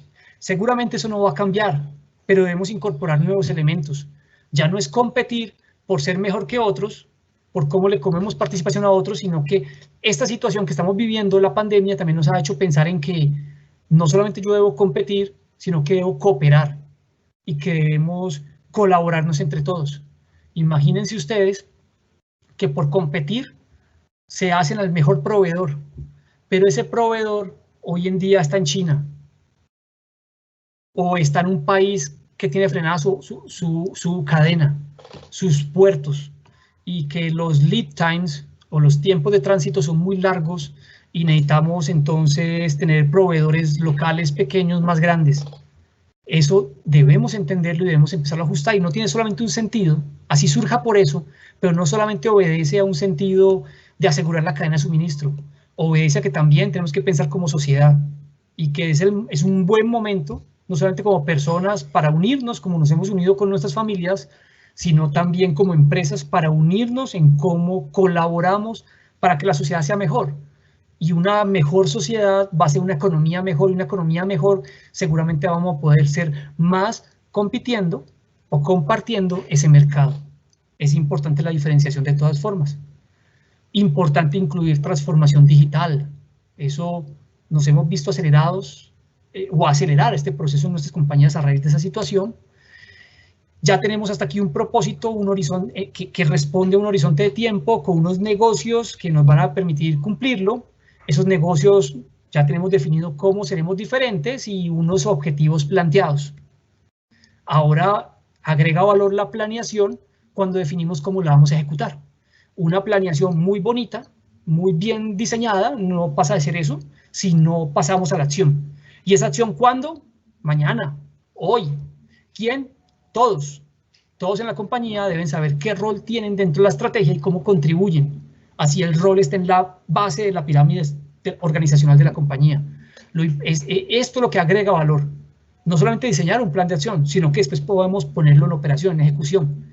No es otra cosa que definir en un plan de acción qué queremos hacer, por qué lo vamos a hacer, y ese por qué es retar si responde a nuestro propósito de compañía, cómo lo vamos a hacer, realmente ese es el quid de todo, el cómo, quién va a ser el responsable de cada una de las acciones que nos planteemos, dónde las vamos a hacer, eso dependerá si tenemos una compañía que se basa en distintas geografías, en distintos canales, algunos en restaurantes tendrán que estar ejecutando ese dónde en el punto de venta, y ese dónde es que están trabajando en montar cocinas ocultas, vendiendo participación y capacidad de producción a otros restaurantes para aprovechar infraestructuras, pero hay otro donde otro quien está trabajando en cómo ajustar sus plataformas tecnológicas para responder mejor a un mercado a domicilio. El cuándo, eso también debe ser una definición, habrá algunas tareas que vienen después de otras, pero el primer cuándo tiene que ser ya, es urgente en el plan de acción incorporar ese sentido de ejecutar y de ejecutar ahora. Entonces, un plan de acción debe ser algo que vamos a estar midiendo constantemente, debemos medir, incorporar business intelligence o inteligencia de negocios para poder, que son herramientas de tecnología que nos permiten monitorear día a día, minuto a minuto, cómo están nuestras operaciones y cómo esa ejecución de las operaciones está respondiendo a nuestra estrategia. Debemos en la ejecución seguir conversando. Vivimos en un mundo donde no sabemos qué pase mañana, decíamos ahora. Entonces tenemos que estar conversando para anticiparnos a los indicadores, para anticiparnos a los pronunciamientos del gobierno, y debemos incorporar sistemas de gestión que nos permitan corregir el rumbo ante desviaciones. Como estamos midiendo nuestra estrategia, en algún momento la estrategia puede que no cumpla lo que queremos, debemos identificar eso con alertas tempranas, pero también debemos saber qué hacer ante esas desviaciones. Un sistema de gestión, PHBA, ejemplo, nos ayudará mucho a saber cómo actuar en ese momento para seguir en el camino de crecimiento, que es lo que busca la estrategia. Hasta allí tenemos estos 6 puntos. Una planeación no es estática, funciona como lo decíamos ahora, como si fuera un PHBA vivo, donde estamos constantemente planeando. Tenemos la base de un documento de planeación, pero todo el día estamos retando esa planeación porque la estamos ejecutando, y la ejecutamos y la medimos. Al medirla, identificamos desviaciones que corregimos, y esa corrección la incorporamos como mejoras a la planeación. Y ajustes al plan. Esos ajustes al plan, como veíamos, no cambian los objetivos, pero sí cambia el plan de acción. No se case, no está escrito en piedra. El plan no puede estar escrito en piedra porque es que estamos viviendo un mundo nuevo, como dice el cliché, pero que es real, en el que podemos en un momento avanzar. Hoy en día estamos viendo una reactivación de la economía, no sabemos si mañana la capacidad de atención de las UCIs se colapsa y vuelve a haber otra cuarentena, o pueden surgir nuevos problemas de demanda por otras situaciones distintas a brotes de pandemia, y tenemos que sabernos recoger, adaptarnos para continuar creciendo. ¿Listo? Entonces, pues ahí esto es parte de lo que estábamos ilustrando. Avanzar, recoger, adaptar para seguir continuando, y eso es un proceso que debe ser vivo en las compañías, constante. Y hasta aquí es como lo que queríamos compartirles, un poco de lo que hemos recogido para ajustar los modelos de cómo hacemos la planeación estratégica y cómo estamos viendo que un modelo que lleva a cabo elementos a empresas de la vida real, empresas que estamos conociendo en el día a día cercanas, están dando frutos, y frutos positivos en medio de una situación supremamente adversa. Eso es todo, Sandra, todo tuyo, lo que sigue. Vale, Luis. Bueno, invito nuevamente a los participantes a que utilicen el módulo de preguntas. Mientras tanto, yo voy a poner por acá algunos temas de conversación que me han parecido y que me han surgido interesantes a lo largo de estos minutos. Entonces, Luis, tú nos planteabas como algunas premisas. Entonces decías, por ejemplo, cada empresa es un caso completamente diferente y no es suficiente los datos públicos para poder tomar decisiones, ¿cierto? Esa era como una de las premisas. También decías muy al principio de la conferencia, hay palabras como reinventarnos, resiliencia, que si no se trabaja concretamente en ello, podría agobiar a las personas. Entonces, partiendo como de estas dos premisas o de estos dos comentarios e invitaciones que nos hacías, entre los participantes tenemos empresarios de la pequeña empresa, de la microempresa, estamos hablando empresarios que están en el sector de la estética, los tatuajes, la pequeña cafetería. Para estos empresarios de la micro, ¿qué mensajes o ideas podrías enviarles concretamente teniendo en cuenta esas dos observaciones que hacías anteriormente? ¿Cómo los podemos invitar? Yo sé que pues de pronto has ido lanzando algunas ideas a lo largo de la conferencia, pero concretamente estos empresarios de la micro que puede que digan, Bueno, sí, muy chévere, pues los casos, Dove, Disney, las empresas Juan Valdez, Tostado, pero es que yo soy la estética de la esquina. ¿Cuál es ese primer paso que puedo dar? Bueno, las microempresas son un ejemplo para las medianas y las grandes, porque por su espíritu, muchos de esos de rebusque son las que primero se adaptan a las nuevas situaciones. Entonces, conozco precisamente empresas, peluquerías, que al tener que cerrar sus puertas y ver bajados sus ingresos o frenados del todo sus ingresos, eh, al día siguiente estaban vendiendo productos para el cuidado del coronavirus. Entonces venden tapabocas, máscaras, alcohol, amonios cuaternarios. Entonces las microempresas nos enseñan mucho a las grandes, o les enseñan a las grandes, por su capacidad de adaptación. Mi recomendación sería que piensen en los cambios o las adaptaciones que están haciendo para poder subsistir, cuáles de esos cambios van a ser duraderos en el tiempo. ¿Cuáles de esos cambios es que cambié de negocio como una oportunidad de rebusque, pero ya debo irme por ese camino? Pero no sé, preguntarse si eso va a perdurar es saber renunciar y escoger un nuevo negocio que debo empezar a trabajar. Pero si ese negocio es simplemente para llevar para el mercado, para mi casa, porque debo llevar para el mercado, entonces mi recomendación sería, si es para llevar para el mercado, temporalmente, no pierda de vista cómo su negocio va a cambiar. Las peluquerías dicen que ya no van a tener que tener una menor capacidad de atención. Algunas peluquerías ofrecen servicios a domicilio. Otros peluquerías dan cursos digitales y le enseñan a la persona cómo arreglarse, maquillarse desde la casa por plataformas digitales. Ese tipo de cosas seguramente también tienen que pensar si van a perdurar y cómo entonces se ajustan su propuesta a esos nuevos patrones de consumo. Entonces, mi recomendación es, estamos haciendo adaptaciones por la realidad actual. Las microempresas nos enseñan porque son las primeras que se adaptan por una necesidad de rebusque, digámoslo así. Entonces, no se queden solamente pensando en rebusque, sino que piensen que de ese rebusque es un nuevo negocio, activo oculto, o que de ese rebusque va a desaparecer en unos días y mi negocio, cómo lo sigo operando, no de la misma forma como estaba antes, sino que debo ajustar para ofrecer un mejor servicio a los clientes, un servicio más seguro y manteniendo un buen servicio.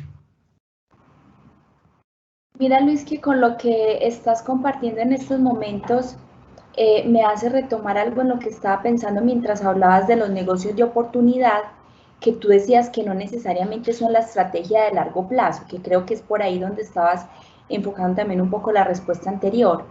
Concretamente, uno cómo podría poner en una balanza o en la ejecución, un empresario cómo podría balancear entre estar viendo el negocio de oportunidad de corto plazo en el que me tengo que adaptar por las circunstancias versus el de largo plazo, para no perder de vista lo que va a pasar con la empresa en el largo plazo. Entonces me estoy poniendo los zapatos de un empresario y digo, en términos de quizá un porcentaje, 80-20, 70-30, 50-50, ¿cómo debe ser en este momento mi dedicación o mi esfuerzo en la estrategia o el negocio de oportunidad versus la estrategia de largo plazo y cómo ejecutar esas dos al tiempo? Vuelve y juega, no es fácil porque no es una receta genérica, pero como les decía hace un rato, hay compañías que reparten ese tiempo 100 y 100, 100, 100, porque tienen dos equipos. Esos son compañías con músculo y compañías con estructuras robustas, que pueden dedicar dos equipos y hay un equipo dedicado a gestionar la crisis y hay otro equipo dedicado a gestionar la estrategia. Eso es tiempo completo en ambos frentes. La realidad de la mayoría de los empresarios en Colombia, que son pymes, no tienen la capacidad de disponer recursos de esa forma. Estimar un porcentaje depende también de cada empresa. Es decir, si mi empresa paró al 100%, porque yo tenía un local que me tocó cerrar por la pandemia y no tengo clientes porque solamente sabía vender en ese local y no está permitido abrirlo, uno podría pensar 50-50, porque igual con el local cerrado yo tengo que pensar cómo pago la cuota del banco, cómo pago la cuota del arriendo, pedirle un periodo de gracia a quien me arrienda el local, hablar con los empleados, con el abogado, entonces cuál es la mejor recomendación, si vacaciones, suspensión o demás. Entonces voy a tener que dedicarle un tiempo a eso. E indudablemente, como somos personas, hay un tiempo también que es consumido por la incertidumbre, las preocupaciones, y a veces nos tiende a bloquear. Pero si yo estoy cerrado, ahí podría ser un 50-50. Si mi operación no frenó del todo, sino que se disminuyó porque yo tenía un canal de domicilios, yo tenía un restaurante pequeño, un solo punto de venta, me tocó cerrar el punto de venta, pero yo ya ofrecía algunos despachos por domicilios, seguramente no he frenado mi operación, entonces yo tengo que seguir trabajando fuerte entre la operación. Uno pensaría un 80-20, donde 80 es dedicado a superar la adversidad, a gestionar la crisis, y un 20 o 30% a pensar en la estrategia. Pero eso vuelve y juega. Puede ser irresponsable pensar en una receta con unos porcentajes fijos, eso depende de cada caso. Vale. Luis, mira, por acá un participante nos dice: dejar las metas definidas para este año sí es lógico. A pesar de mantener el objetivo en el largo plazo, este año debe replantearse el objetivo a alcanzar. Y yo quiero retomar esta pregunta con algo que cuando tú hacías la invitación, yo también me planteaba, y es, tú hacías la invitación y decías, es muy importante y ojalá no bajar el listón, creo que fue la palabra que utilizaste, no bajen el listón, más bien rediseñen la estrategia. Pero entonces, y retomando la pregunta del participante, quizá lo que puede generar es también un agobio para el empleado, decir, listo, estamos replanteando una estrategia, pero es que aún así esa meta era muy ambiciosa, yo creo que eso va a ser imposible de lograrlo. Podría también generar algún tipo de desmotivación en el empleado el ver esa meta ya tan arriba sin moverla. Entonces, ¿cómo le podríamos responder a este participante que nos dice si es lógico dejar la meta que habíamos planteado para este año? Cada realidad, vuelvo y juega, es distinta, pero sí sería lógico pensar, replantear nuestros presupuestos de ventas de este año. Una cosa es el objetivo, digamos, la mega de la planeación a 2 o 3 años, ese yo insistiría en no cambiarlo todavía, pero un indicador de ingresos o de ventas que está matriculado en un presupuesto del 2020, sí puede hacer mucho sentido modificarlo. Seguramente una empresa como IMD, que les mostraba que estaba teniendo crecimientos, ellos no van a bajar, pueden cambiar el presupuesto, pero seguramente para subirlo un poco, pero esos son casos excepcionales. Lo lógico, sí, pensando primero en hacer realista el resultado del año, segundo en mantener a los empleados motivados, y ese es un mensaje importante también. Los empleados, además, si tienen asociado una compensación variable o una bonificación por el cumplimiento de metas y de presupuesto, tener una consideración con esas cifras dada la realidad actual y seguramente la disminución de las ventas que la gran mayoría de las empresas están viviendo en este momento, sí es muy lógico cambiar el presupuesto este año. Pero ¿yo qué propondría? Revisen, y si hace sentido, como pareciera que sí en la mayoría de los casos, ajustar y aliviar un poco ese presupuesto del 2020 no significa necesariamente yo ajustar mi mega si la tengo para el 2023 o 2024. Entonces, ajusten el presupuesto y dejen la meta a largo plazo, de más largo plazo déjenla quieta. ¿Eso qué los va a llevar a pensar? En que somos considerados inconsistentes con lo que está pasando en la realidad, pero nos exige ser creativos, recursivos y seguir trabajando a un ritmo interesante para que el próximo año enderezcamos el camino. Porque el COVID también tenemos que pensar que no va a durar toda la vida, y si dura toda la vida porque se vuelve endémico, como dicen ya, igual la economía no va a quedarse paralizada toda la vida. Entonces, sí es lógico ajustar los presupuestos este año, no necesariamente porque los ajuste, yo cambio mi objetivo a largo plazo. Mil gracias, Luis. Creo que con esa precisión queda muy claro, pues, para las personas que nos están escuchando, que la idea es ir ajustando el pasito que tengo acá adelante, pero no la meta al final. La precisión muy, muy chévere. Dice, ¿cómo podemos manejar una nueva planeación estratégica cuando nuestras ventas son al por mayor y poco al detal, donde nuestros principales clientes están en los pueblos?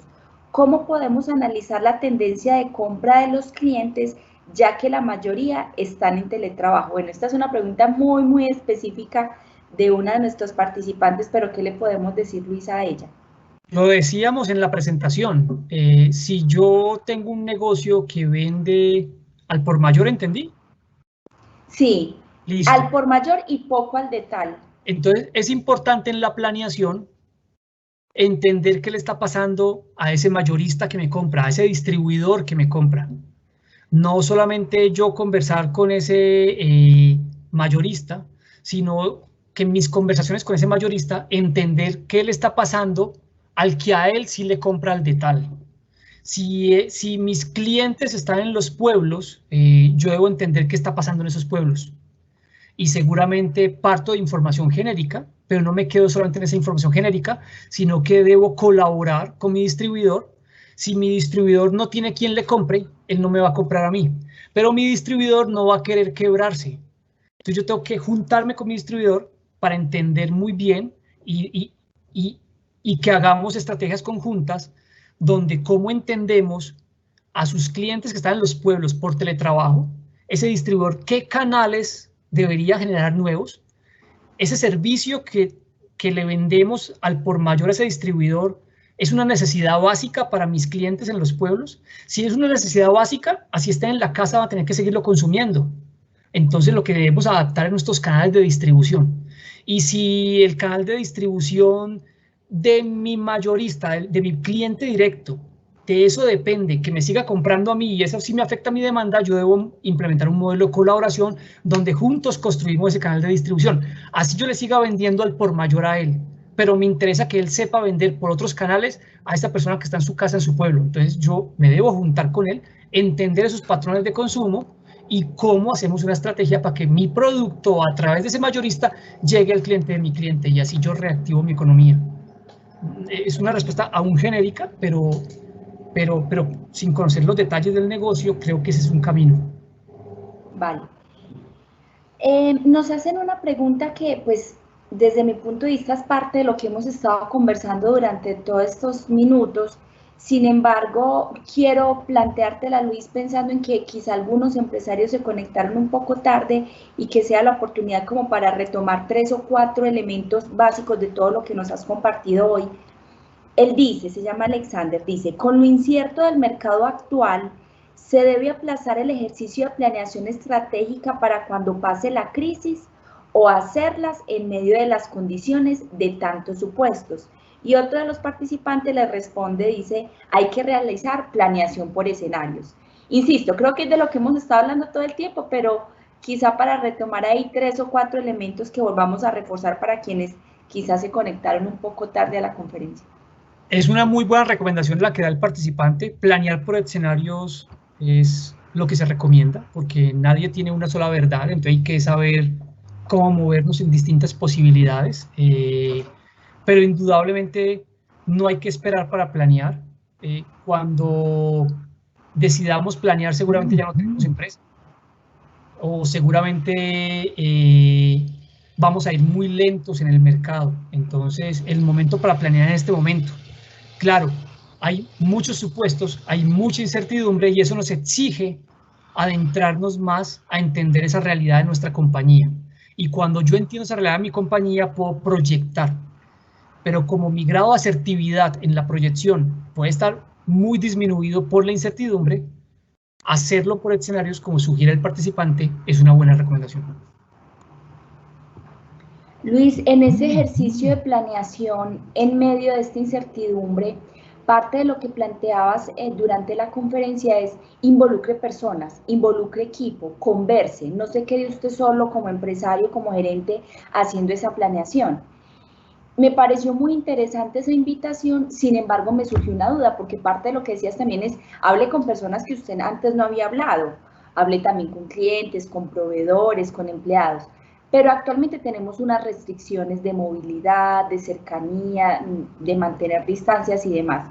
¿Qué herramientas concretas pudiera uno utilizar de estas, si conoces algunas que nos pueda sugerir, virtuales y demás, para yo acercarme, uno, a quienes nunca antes había tenido en contacto, que creo que puede ser diferente la estrategia, es diferente si yo ya tengo el contacto con alguien, pues una llamada, un chat, un mail puede funcionar, pero con aquellos que antes no había conversado, cómo lograr ese contacto para que me permita abrir ideas en este ejercicio de planeación. Uno, redes sociales, el poder de las redes sociales. Probablemente muchas, incluso pequeñas empresas ya tienen al menos una página de Facebook. Otras pueden tener algo en Instagram para hacer ventas incluso desde su casa. Las empresas más grandes tienen canales con sus clientes constantemente. Entonces, por redes sociales podemos tener contacto con gente que hace parte de nuestra red, que nos sigue, pero no necesariamente nos compra. Esa es una forma. Otra forma puede ser referidos. Estamos viviendo un momento donde nos ha surgido un espíritu de colaboración. Entonces yo hablar con mi cliente y decirle quiénes son tus principales clientes y qué tal si hacemos una conversación para discutir de ciertos temas. Seguramente es un momento propicio, donde vamos a encontrar colaboración para referirnos personas que no conozcamos y con quienes podamos tener conversaciones. Entonces esas son dos muy fácil, pueden haber otras más sofisticadas, pero dos que podemos tener más al alcance: las redes sociales y una tradicional por referidos, donde hay una teoría que dice que uno puede estar a 5 o 4 pasos de cualquier persona en el mundo. Bueno, aquí podemos estar a 1 o 2 pasos al menos de alguien que no me compra, pero que puede ser cliente potencial, o alguien que tiene información valiosa para hacer un análisis de esos escenarios en mi análisis de realidad actual para proyectar el futuro. Luis, en ese mismo sentido, pues complementando la pregunta anterior, para planear ese futuro, tú decías ahorita que tratar de uno no quedarse como con los estudios públicos, con la información pública que hay, porque para cada caso es específico. Si yo tuviera la posibilidad de, como empresario, de adelantar en este momento algún estudio particular, ¿qué tipo de estudio pudiera adelantar para el ejercicio de planeación hacia el corto y mediano plazo? Indudablemente, demanda y patrones de consumo. Para mí, los estudios deben enfocarse fuertemente a eso, a cómo los patrones de consumo de mis clientes y los clientes de mis clientes están cambiando y cómo esos cambios me van a impactar en mi demanda. Yo profundizaría muchísimo en eso, y la invitación que hacemos con quienes conversamos de esos temas es profundizar en eso, porque esa es la base de todo. Bueno, hay un tema que pues tú lo planteabas como un reto también muy importante, y es la medición del cumplimiento de los objetivos, y mencionabas que se debe hacer minuto a minuto como una forma de expresar pues que se va a hacer un seguimiento permanente. En la práctica, es decir, a través de qué herramientas, con qué personas, cada cuánto se están haciendo ese tipo de mediciones. No sé, por ejemplo, para las empresas que tengan junta, si ese es el espacio para hacer la medición de los objetivos con la junta, o si se están constituyendo comités especiales para hacer seguimiento a la medición de los objetivos, si esas reuniones se están haciendo una vez a la semana, una vez al día. Un poco que nos comentes desde la experiencia cómo has visto que se está haciendo el seguimiento al cumplimiento de esos objetivos. Lo encuentro de todas las formas, y he encontrado compañías que decir miden el minuto a minuto no es una expresión, es literal. Han montado sistemas de inteligencia de negocios donde están monitoreando minuto a minuto los pedidos que les están llegando, minuto a minuto los niveles de inventario. Otras miden algunos puntos horarios en el día, ¿sí? Plantas de producción ya venían con la costumbre, ahora se han visto más retados a mirarlo, porque una cosa es llevar el dato y otra cosa es mirar el dato. Hay plantas de producción que llevaban datos por cambio de turno, entonces a las 2 de la tarde sabían cuántas toneladas se habían producido versus los pedidos que habían ingresado, pero llevar el dato vuelve y juega, ahora ya es una exigencia, dada la situación, estarlo viendo. Otros están viendo qué pasa en el día a día. Para comités, depende, hay comités de crisis que están haciendo reunión diaria, y esos comités de crisis exigen métricas diarias para poder tomar decisiones, o sea, números diarios para tomar decisiones, pero además de los comités diarios de gestión de crisis, reunión comercial operativa, bueno, cualquier espacio de estos del modelo de gobierno, hay otros comités más larguitos, semanales, comités primarios que no se dejan de hacer para entender cómo va el negocio, para comunicarle al resto del equipo que no está en la minucia lo que está pasando y para mantener cohesión de equipo, pero indudablemente en una junta directiva nosotros, digamos, no hacemos mediciones, lo que llevamos ya son datos y llevamos datos consolidados de un periodo, puede ser del mes, típicamente es del mes a una junta directiva, pero si hace sentido, uno puede llevar a la junta o la junta lo puede pedir, esos datos del mes, discrimínemelo y muéstreme cómo está siendo el comportamiento diario, pero eso ya es análisis de lo que está pasando en la compañía, pero las frecuencias dependen de los espacios y no es una expresión simbólica, es literal que hay compañías que miden minuto a minuto y para eso están los sistemas de inteligencia de negocios, que es parte de cómo también incorporamos inteligencia de negocios a nuestra transformación digital, que no es solamente para tener reportería, sino que la transformación digital obviamente es para ajustar nuevos procesos, pero la inteligencia de negocios es parte de eso. Genial, genial. Por acá un comentario, dice Jorge, muchas grandes empresas se constituyeron precisamente en la Segunda Guerra Mundial y hoy debemos asumir un estado similar. No sé si quieras hacer algún comentario respecto a ese que me pareció muy chévere. Sí, hay un caso que lo conocemos casi todos en este momento y lo he mencionado en la presentación en varios momentos, el de los restaurantes. Los restaurantes la están pasando mal porque tienen activos, tienen infraestructura, tienen planta de personal y no están vendiendo, muchos no están vendiendo y otros no están vendiendo lo suficiente porque su canal de domicilios era un porcentaje menor comparado con sus ventas en puntos de venta. Pero están surgiendo nuevos restaurantes en la pandemia. Entonces, y esos pueden tener una ventaja. Quien tuviera un negocio en este momento y acoplara un espacio y montar una cocina, que podría ser en un negocio pequeño, alguien que esté vendiendo recetas desde su casa, pero alguien que quiera ser parte de un negocio nuevo, monta una cocina oculta y desde ahí empieza a preparar solamente domicilios. Ese es un restaurante que nace sin la carga de costos que los restaurantes que ya existían tenían. Entonces, este es un negocio, una empresa que surge de una crisis de esta y que puede ser su proyecto de vida, su proyecto de emprendimiento. Y seguramente pueden surgir, como lo menciona el participante, negocios nuevos. Yo cité el caso de un restaurante, pero puede surgir un negocio de algo que no exista, ¿sí? Algo basado en tecnologías digitales, puede surgir un negocio allí y cada vez más personas consumiendo plataformas como las que estamos proyectando esta videoconferencia, seguramente van a poder acceder a nuevos servicios. Gracias, Luis.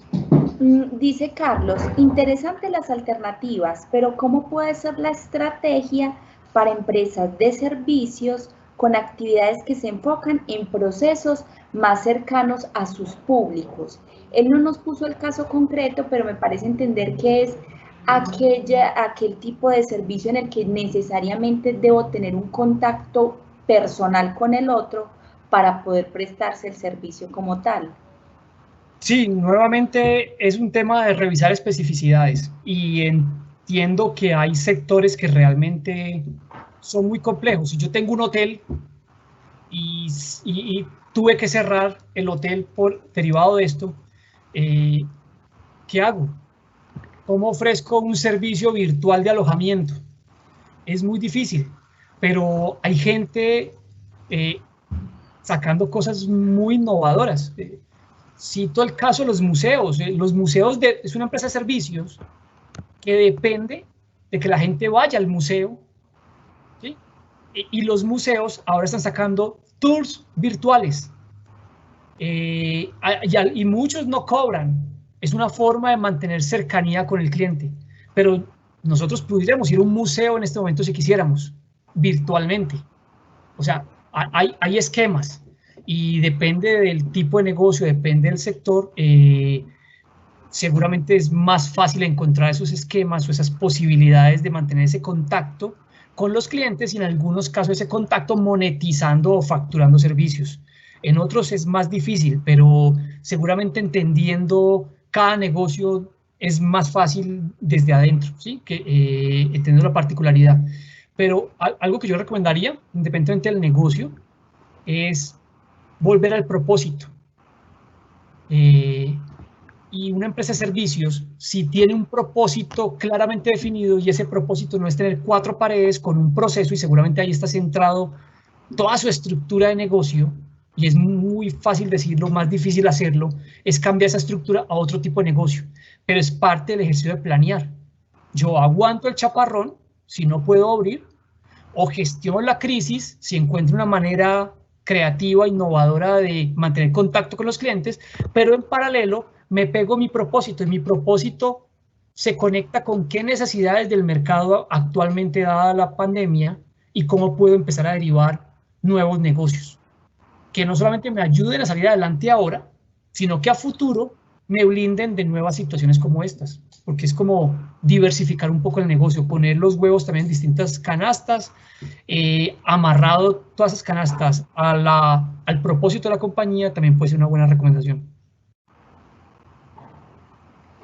Por acá César nos plantea una situación y él dice, ¿por qué las juntas directivas insisten en dejar las metas de ventas de 2020 inalteradas, sabiendo que la economía decrecerá y las empresas no son ajenas a esta realidad? ¿No debería más bien plantearse como objetivo para el año 2020 permanecer en el mercado, mantener el recurso humano y conservar sus clientes? Y yo ahí le agregaría un asunto, ¿cuál debería ser el rol del gerente de esa empresa ante la junta directiva? Se supone que la junta directiva es el jefe del gerente, hablándolo en términos prácticos. Si yo como gerente tengo esta convicción que nos está planteando César como participante, ¿cómo también hago para sensibilizar un poco a la junta en ese sentido? ¿O qué le podríamos decir a él? Seguramente muchos miembros de junta pueden pensar que lo que está haciendo esa junta es hacer su trabajo y es, entre comillas, presionar a la administración o a su gerente general o presidente para que no modifique sus metas del 2020. Seguramente eso es parte de hacer el trabajo. Y ahí viene lo que tú mencionas, Sandra, la habilidad del gerente. Y seguramente ese gerente habilidoso que puede influenciar e impactar sobre una junta con hechos y datos y con una buena planeación, ese puede ser un recurso para incidir sobre la junta. Es decir, como yo le digo a la junta, tenemos un presupuesto para este año, ustedes están respondiendo por los intereses de los accionistas, pero nuestra realidad actual es esta, y eso nos va a impactar en los resultados de fin de año. No obstante, estamos enfilando todos los esfuerzos para que el próximo año recuperemos lo que hayamos cedido este año y no perdamos de vista nuestra mega. Es decir, estoy como caricaturizando un poco el escenario, pero lo que quería, el mensaje que quiero dar es, depende mucho del gerente. Eso no es un mensaje para los miembros de junta, es un mensaje para el líder de la administración, que con hechos y datos y entendiendo muy bien su realidad, ese presente, y proyectando, como decía otro participante, por escenarios, pueda ser capaz de llevar a la junta un nuevo compromiso de ventas o de EBITDA o de otros indicadores entre el presupuesto de este año. Pero importante también que ese gerente no solamente sea con capacidad de persuasión, logre lo que quiere con sus metas de este año, con la junta, sino que también se comprometa. Y es un gerente que es capaz de persuadir a la junta para cambiar un presupuesto, pero se compromete a no cambiar la mega, la meta de largo plazo. Y puede que esa meta a largo plazo para ese gerente sea el próximo año. Debe mantenerse firme y seguramente con ese compromiso y bien sustentado con hechos y datos y unos buenos análisis de la realidad actual, la junta puede empezar a escucharlo. Luis, ya pues como para que vamos cerrando, acá nos plantean una pregunta que es muy puntual. Yo antes de leerla, quiero aprovechar el espacio para decirle a todos los empresarios y personas que nos están acompañando en esta conferencia e invitarlos a que hagan uso de un servicio que la Cámara de Comercio de Medellín para Antioquia tiene para ustedes, y es el consultorio empresarial. El consultorio empresarial es un espacio donde los empresarios pueden hacer preguntas en 3 frentes. Uno de ellos tiene que ver precisamente con estrategia, el tema que estamos conversando hoy. El frente número 2 es propiedad intelectual y el frente número 3 es gobierno corporativo. A través del sitio web ustedes pueden ingresar, solicitar su cita, es un espacio de máximo 45 minutos donde se puede tener un poco más de entendimiento de la realidad particular que está viviendo el empresario y darle algunas ideas más concretas teniendo en cuenta ese entendimiento, porque como entenderán, este es un espacio más masivo y responder preguntas tan puntuales se puede hacer un poco complejo. Sin embargo, te la voy a poner como última pregunta para que vamos cerrando. Me dices que le podemos responder a esta persona. Dice: soy el representante de una empresa de domicilios y diligencias. Llevamos muy poco en el mercado. ¿Qué recomendaciones me puedes dar? Tecnología. Muchas empresas o muchos negocios prefieren Rappi, no porque sus motos vayan más rápido, sino por la visibilidad de la marca. Entonces, la recomendación que yo le daría es dele igual importancia, no solamente a la operación logística de toma de pedidos, el envío, el contacto del domiciliario, la recogida del producto, la llevada al cliente, sino que dele importancia a la plataforma y que la plataforma le permita a los clientes conocer en línea qué está pasando con su pedido. Pero en la medida que vaya ganando clientela, porque es una buena oportunidad para crecer un negocio como el suyo, debe en su plataforma crear un esquema de visibilidad para los restaurantes, para los negocios que están incluidos. No se preocupe solamente por captar consumidores, sino que debe captar negocios que venden a domicilio y cómo su negocio y su plataforma tecnológica de domicilios usted se la puede compartir a esos negocios como vitrina. Esa sería como una recomendación que yo le daría todavía pues como a 10.000 pies de altura, como dice Sandra, sin conocer el detalle, pero lo que yo he visto y conozco de estos negocios es que el negocio que despacha domicilios valora la vitrina que le da la plataforma de domicilios. El cliente, que es el que pide el domicilio, valora conocer el estatus de sus pedidos en línea. Entonces, mi recomendación es, no sé qué tan avanzado estén esos 2 frentes, pero mi recomendación sería avance por allí. Bueno, Luis, te agradecemos muchísimo tu tiempo, todas estas recomendaciones.